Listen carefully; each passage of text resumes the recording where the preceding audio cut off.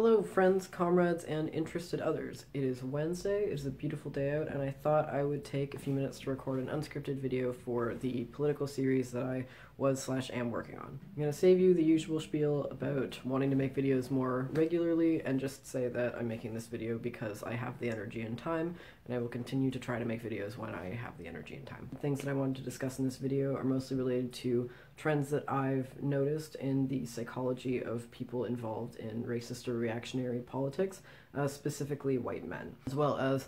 voicing some criticisms of and suggestions for people involved in radical leftist organizing, including criticisms that apply to myself. Anyone who's even vaguely left-leaning knows that capitalism is isolating and alienating. It breaks social organization down to class structures, race structures, gender structures, and all sorts of different power dynamics. It creates the nuclear family and isolates people from having large circles of social connection. So that being a given, like, we are living in a time where people are exceptionally isolated. However, there are some ways out of that, or ways to compensate for that, based on people's ability to make relationships with people and form communities with people based on shared struggle. So that's why you find that queer people actually tend to be more socially connected than straight people, and people of color tend to hang out with other people of color, and women tend to hang out with other women and have more friends than men. So, like, it's kind of created this strange environment where, even though white men are supposed to be, and are in most material ways, the most celebrated and privileged group of people, they also are being very, very, very isolated, and because of their lack of identity to a struggle, they have very little access to forms of social connection. I know even Ronnie Cameron, who is an anti-Muslim, hyper-nationalist organizer in Toronto, said that his getting involved with the Canadian nationalist movement and the anti-Muslim movement in Toronto had more to do with just politics, and like also had the additional benefit of giving him people to hang out with and go for drinks with and just like be friends with. And so for him getting involved in reactionary politics was actually like a social decision to some degree, that it gave him a feeling of social connection that he didn't have before. And a lot of people, if not most people, who get involved in reactionary, racist, hyper-nationalist political movements, at least from what I've seen personally and in recent years, have been white men experiencing social isolation. Like, I don't want to come across that I'm at all sympathizing with men's rights activists or with racist or like anti-Muslim demonstrators or things like that, but what I am trying to say is that if we have any hope of if we want to have any hope of de-radicalizing people, and if we want to take responsibility for de-radicalizing people, then to some degree we do have to be willing to meet people where they're at and understand that while you may not be able to make sense of the logic of someone's argument, sometimes logic is not the motivation for someone's decisions. Sometimes it is a psychological or emotional reaction, and that's why it's like reactionaryism, right? So I feel like some of the feelings of almost like spitefulness from like privileged white men towards minorities comes from a feeling of being socially isolated and therefore not having a personal perception or understanding of the struggles that other people are going through, and then seeing social consciousness building happening and coming to the understanding that like white men are incredibly privileged, where in their own subjectivity, because they lack social connection and they see marginalized people as having more social connection, they see themselves as being the people who are marginalized, and they don't understand that the reason why they lack social connection is actually from not having identified a struggle to relate to people on, and that those types of social connections form as a response to oppression. Because a lot of their mentality is very short-sighted, of just being about interpersonal relationships and just being about sort of anecdotal social circumstances rather than seeing like larger systemic issues. And so if you are like a middle-class white dude who is living in a rural area, or is like doesn't have a lot of friends or a large circle of social connection, and is constantly hearing like you're privileged and like you are like everything that's wrong in society, but you see women and people of color and queer people as like having friends and social circles that they can go out with, and that's the only thing that really matters to you emotionally, then I feel like that can motivate someone to like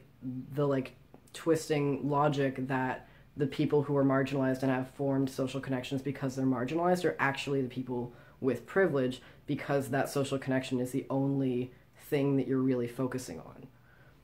I might just be talking out of my ass. I might not be like putting this as clearly as I maybe could. And I welcome people to like criticize me or engage with what I'm saying in the comments. But yeah, so basically I want people, and especially people on the left, especially people who are like white, middle class, like of relative privilege on the left, to really engage with why reactionary politics and why fascism, racism, like white supremacy are so appealing to white men lacking social connection, and to ask if there is a place in any of their organizing to take in those people who don't have anywhere else to go. One option for promoting de-radicalization or like counter-radicalization has to do with getting them involved in a struggle, making them understand their class identity, help people identify with collective struggle by giving them an opportunity to actually come out and talk to people and engage. And yeah, I feel like food serves are a really great way to do that because they're very rewarding to participate in. They're very easy for people who don't have a lot of like skills that specifically apply to different like activist efforts. That can also fill a gap of social connection. I feel like if you're concerned about men in your family or in your life, then one thing that I would suggest is trying to get them involved in just community work and that sort of not super partisan, but just interacting with people who are less fortunate than them. Because yeah, like these fucking fascists are out there fucking recruiting on the internet and look for any opportunity. They were recruiting in like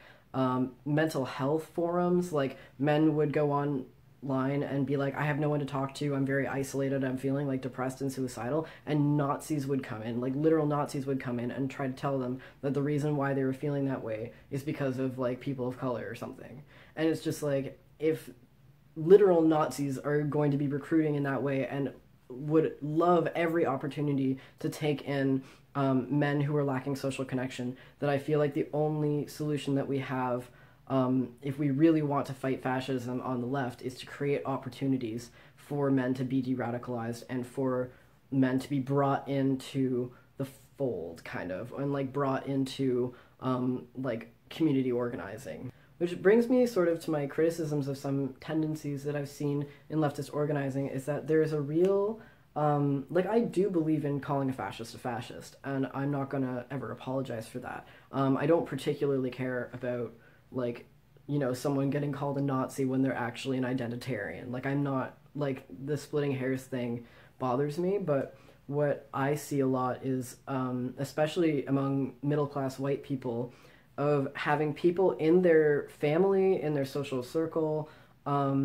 start to make the move towards racist and reactionary politics, and for the person who's on the left in that relationship to just cut that person off and say, you know, I don't want to have anything to do with you, you're a fucking racist, you're whatever, which is like totally valid.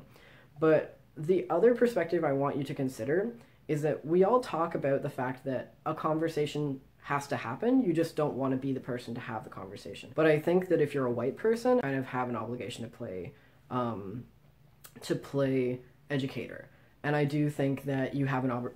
obligation to engage in those conversations to a certain extent. And I do feel like a lot of the motivation for people doing that is not necessarily because cutting that person off will de-radicalize them. It's more out of an egoistic urge to preserve your identity as a good white person,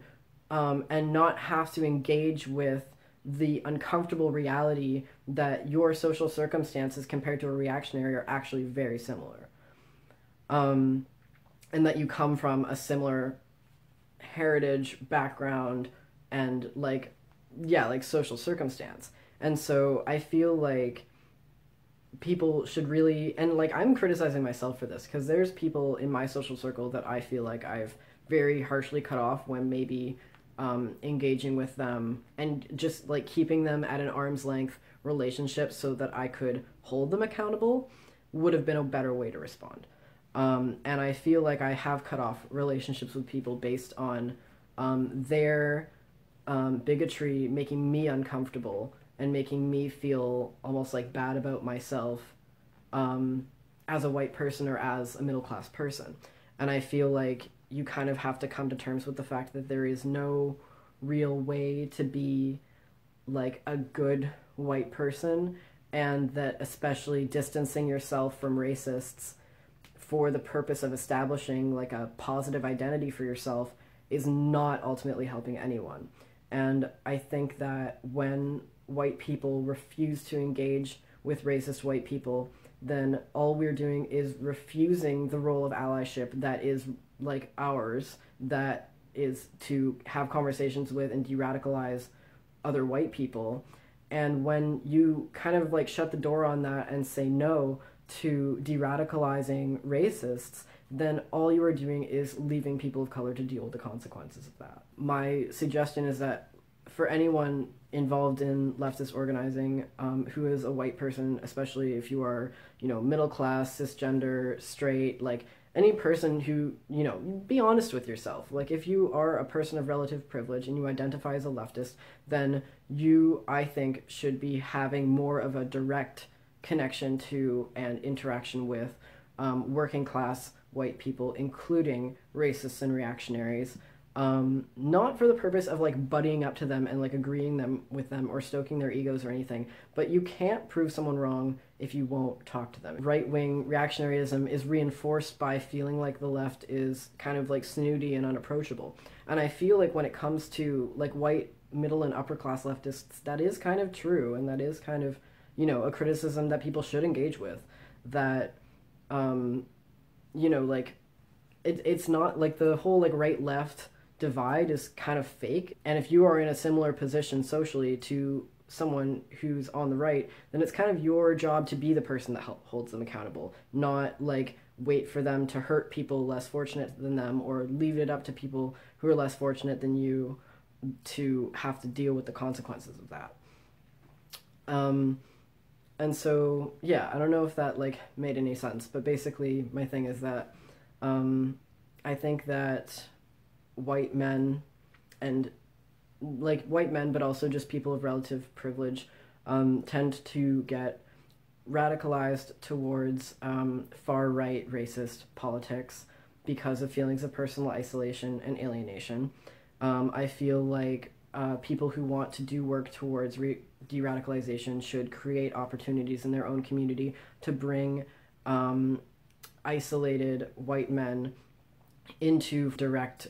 community service type work. And I feel like if you are a person of relative privilege who identifies as a leftist and considers himself to be on the left, then you have an obligation to be the person who is willing to have conversations with people and is willing to engage with right-wing politics in order to make them understand why their anger is being misdirected. And I think that's all I really had to say about this topic. If you have any video topics that you'd like me to discuss, I may or may not do them, but I'm always open to suggestions. And I am hopefully going to make more videos soon when I have time and energy. So yeah, I hope you enjoyed this. I hope this was informative in some way, and I will see you soon, or later, or whenever. I'm around. Peace out.